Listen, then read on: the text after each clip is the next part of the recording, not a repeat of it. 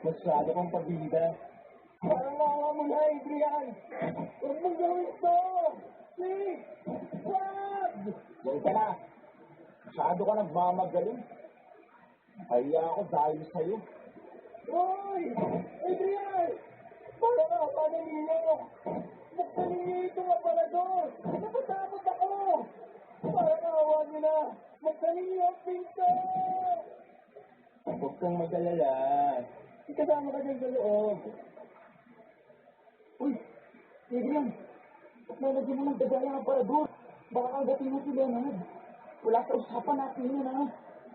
Bagay sa kanyang mga daga.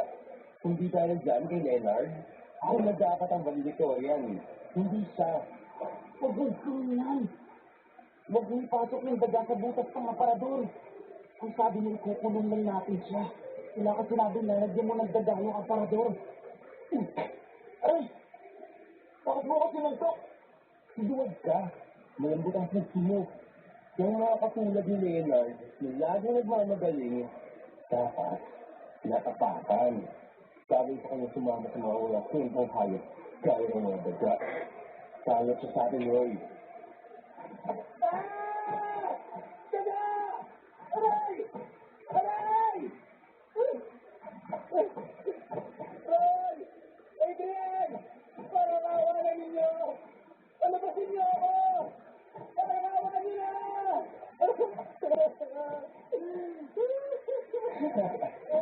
Buti nga kayo. Sama-sama kayong mga salot.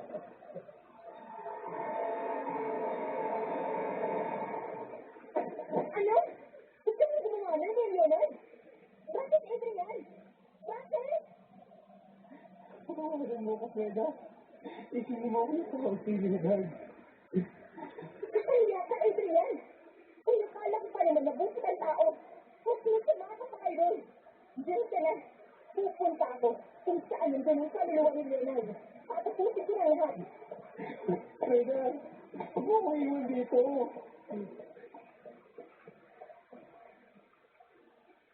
Sa sobrang inis ko kay Adrian, ang iniwan ko siya saan.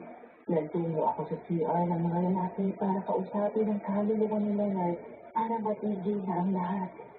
Nagingin sa loob ng CR pero nilakas ang ko ang loob ko at pumasok sa loob ni Anne.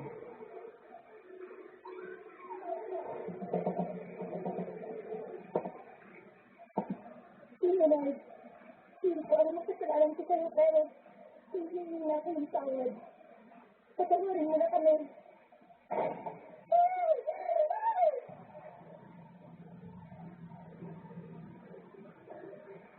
Nawalan ako ng malay sa gitna ng bilog ni Anne. Noong pangunod ko ay may ilaw na sa loob ng banyo. Nagulantang ako nang makita ko ang sarili ko sa loob ng cubicle kung saan nagbigti si Leonard. Malaki ang mga mata ko sa takot at hindi ko napigilan na hindi sumikaw dahil kitang-kita ko ang multo ni Leonard. Nakabigti ito at may pulang magpa sa leeg gawa ng sobrang higpit ng tali ng pagkakabigti niya. Naputla na ang balat ng multo ni Leonard at nilililisik ang mga mata nito sa galit.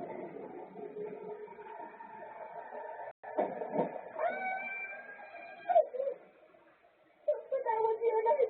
Dahil wala akong binong masama sa'yo. Bakit ka galit sa akin? Sa pintuan ng cubicle kung saan ako naroon ay sumulat ang isang mensahe mula kay Leonard. Leonard, ikaw ang nagdulot sa akin ng pinakamatinding sakit. Dinurog mo ang puso ko. Iyon ang mensahe na nabasa ko saan. At dahil doon, bumalik sa alaala ko ang lahat.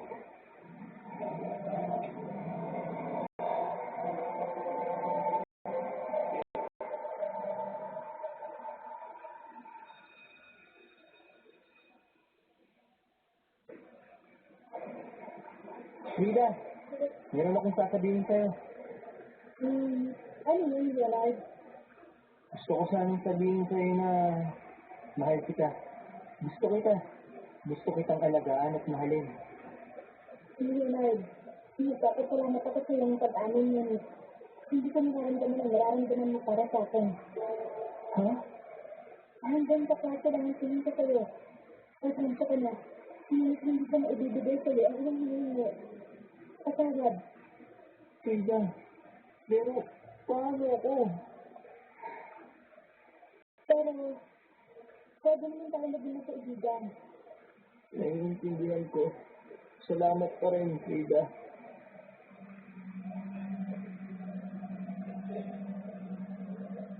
Hindi ko alam na ako ang nagdulot ng pinakamatinding sakit kay Leonard, Miss Anne.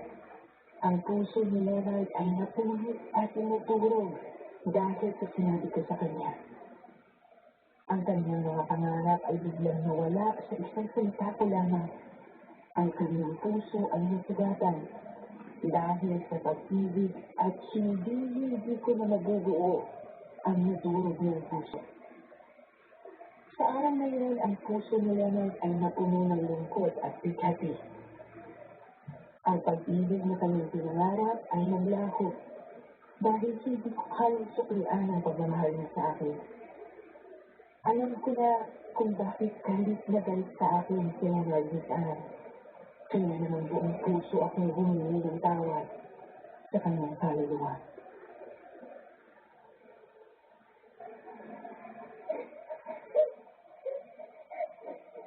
Leonard, alam ko, nasaktan kita. Hindi ko inaasahan na ganun kaya rin ang nararamdaman mo para sa akin. Pasensya ka na. Sana paintindihan mo ako.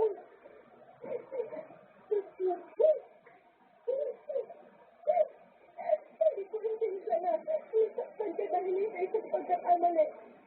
Hindi ko alam kung paano ko mababawi yung sakit na dinulot ko na yan. Pero handa akong matisak na magbago. Sana, sa tamang panahon, maunawaan mo ko at mapigyan mo ko ng pagkakataon na tamang pagkakamali ko.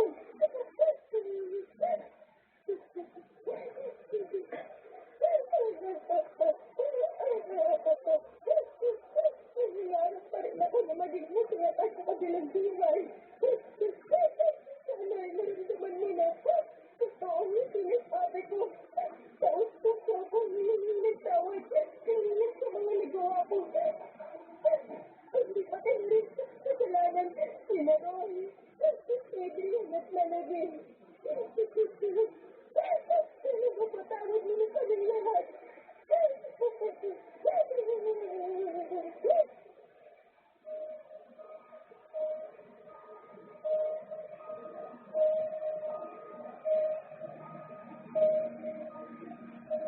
Nawala ko ng malay matapos humingi ng tawad sa kaluluwa ni Leonard, Miss Anne. Nagising na lang ako, nakatabi ko na si Adrian, at nandoon kami sa classroom namin dati noong 4th year high school kami. Hindi ko na maalala kung anong nangyari sa akin matapos ako humingi ng tawad. Matapos ang nangyari ay ramdam ko ang paggaan ng dibdib ko na para bang nabubutan ako ng tinig. Mahinto na ang pagmumuto ni Adrian, Miss Anne. Sa tingin kong nag-aantay lang siya na humingi kami ng tawad dahil noon pa man ay mapagpatawad na talaga si Leonard. Tuloy lang ang buhay namin. Bumalik na halos ang lahat sa normal, maliban kay Adrian. Si Adrian ay takot pa rin matapos ang nangyari sa kanya. Nahinto siya sa pag-aaral at hindi na mula bumalik ng Manila. Si Ray naman ay umalis at pumunta na sa abroad para magtrabaho para makalimutan ang mapapait ng alaala na gawa ng pagbumulto ni Leonard. Si Melody naman ay pinagluksa ang pagkawala ng sanggol sa kanyang sinapupunan. Hindi na niya naituloy ang pag-aaral niya at nag-asawa na lang siya. Ako naman ay bumalik na ng Manila para mag-aral. Lumipas ang panahon na nagsimula na ako ng sarili kong pamilya. Pero kahit nagkaasawa, nagkaanak, at kung ano-ano na ang naging karanasan ko, hindi ko pa rin makalimutan ang mapait na nangyari sa aming magkakaklase.